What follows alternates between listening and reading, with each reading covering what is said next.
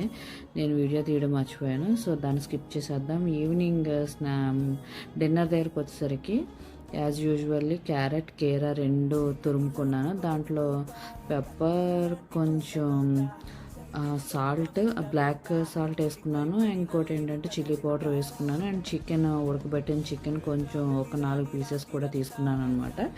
ఇంకా దీంట్లో సబ్జా గింజలు కూడా వేసుకుని పెరిగేసుకుని కలిపేసుకున్నాను. సో ఈ రెండిట్ల కాంబినేషన్లో నైట్ డిన్నర్ అయితే కంప్లీట్ చేసేసానండి.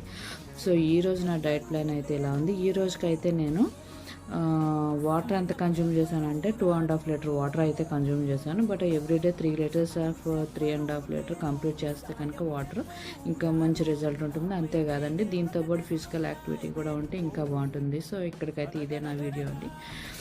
ఓకే, ఇక్కడితో అయితే సైన్ అప్ చెప్పేస్తాను. ఓకే, బాయ్ బాయ్ అండి.